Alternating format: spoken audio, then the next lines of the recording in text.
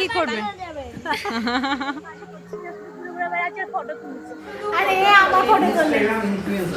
Hello everyone, অনেক দিন বাদে আজকে আবার আমি একটা লং ভিডিও বানাতে চলেছি। আজকের ভিডিওটা একটু আলাদা রকম হবে, কারণ আজকের ভিডিওটা আমি হোস্টেলে নেই, বাড়িতেও নেই।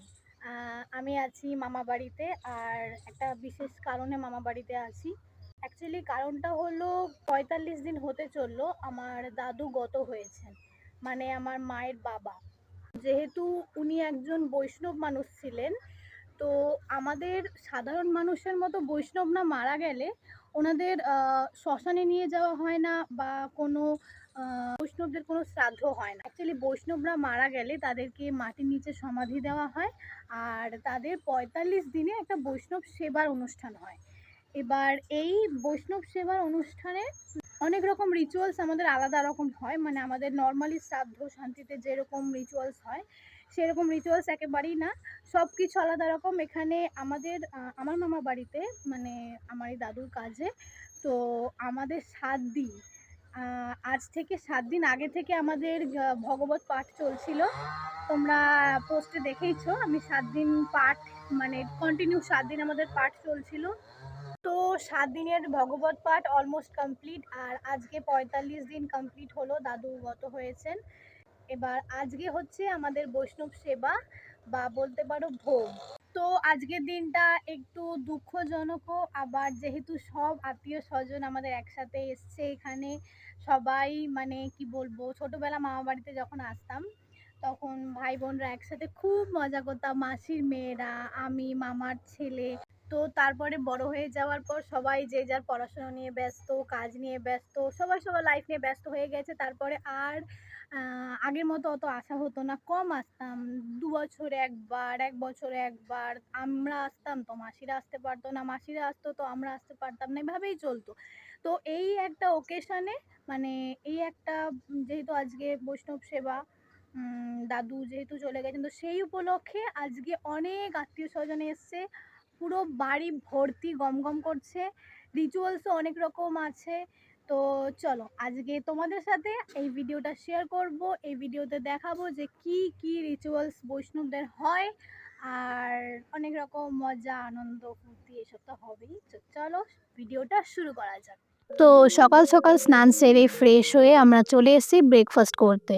আর এখানে দুপুরের রান্নার সমস্ত আয়োজন চলছে। এখানে রান্না বান্না কিন্তু সমস্ত বৈষ্ণব লোকেরাই করছেন, কারণ বৈষ্ণব মতে তারা ক্যাটারিং বা অন্য কারোর রান্না কিন্তু খেতে পারেন না। যেহেতু আমরা সবাই বাড়ির লোকেরাই ছিলাম, তাই মা এখানে আমাদের খাবার সার্ভ করে দিচ্ছে। কি করবে? তাহলে কি করবে? লজ্জা পেলে কি করবে?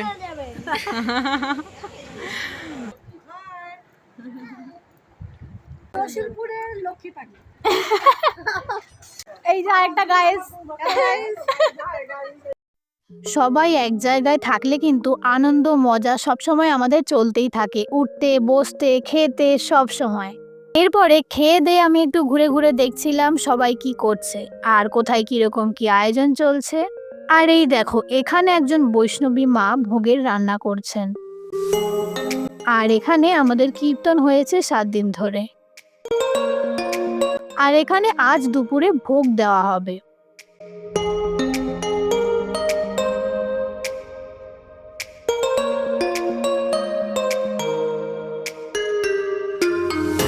আজ দুপুরের কীর্তন আর ভোগের সমস্ত কাজের জন্য এখানেও আয়োজন চলছে। তারপরে আমি আবার ঘরে এলাম রেডি হওয়ার জন্যে। দেন চটপট জামা পরে রেডি হয়ে নিলাম আর বেরিয়ে গেলাম এদিক ওদিক আবার চক্কর দিতে। দিদার ঘরে সবাই ভীষণভাবে কাজে ব্যস্ত ছিল, কেউ ভোগ বানাচ্ছেন তো কেউ সব কিছুর যোগাযন্ত্র করছেন। আর এই হলো আসল জায়গা যেখানে আজ অনেক লোকের সমাগম।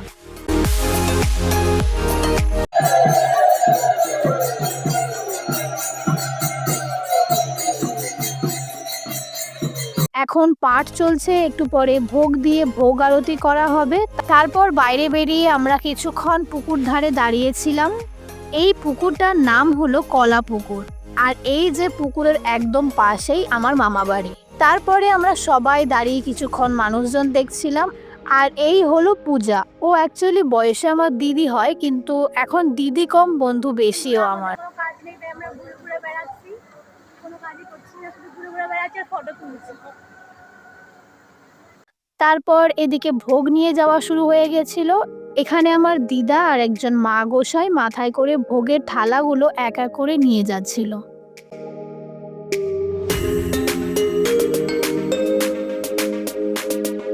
আর ওই দেখো, ওখানে কাপড়ের আড়ালে মোট 9টা ভোগ দেওয়া হয়েছিল।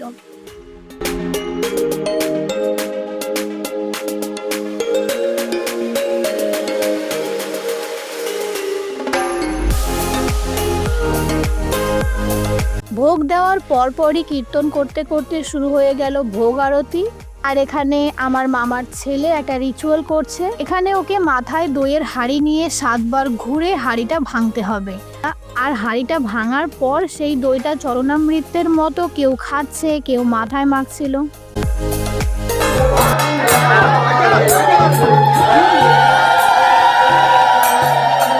তারপর সেই দইটা চরণামৃতের মতো কেউ খাচ্ছিল তো কেউ মাথায় মাখছিল। তারপর কীর্তন অনুষ্ঠান মোটামুটি শেষ হলো।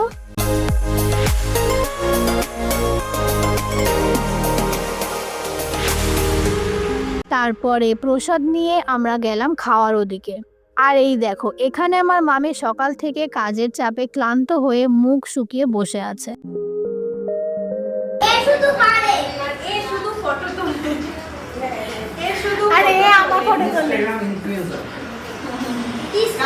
খাওয়ার প্যান্ডেলে লাইন না পেয়ে আমরা ঘরে এসে বসেছিলাম কিছুক্ষণ। তারপরে ফাঁকা হওয়ার পর গেলাম খেতে। মামা, মামি, দাদা, দিদি, ভাই সবাই মিলে একসাথে আমরা বসে পড়েছিলাম। খাওয়ার মেনু শুরু হয়েছিল শাক ভাজা আর ডাল দিয়ে, শেষ হয়েছিল দই মিষ্টি পায়েস দিয়ে, মাঝে ছিল পনির, ইঁচড় আর শুক্তো।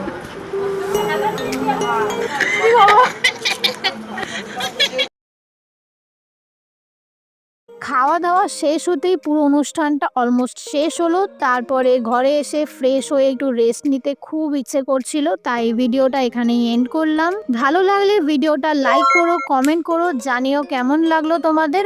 আর এরকমই কিছু ইন্টারেস্টিং ভিডিওর জন্য চ্যানেলটাকে সাবস্ক্রাইব করলে আমি অনেকটা ইন্সপিরেশন পাবো এরকম আরও ভিডিও বানানোর জন্যে। তো চলো, আজকের মতো টাটা।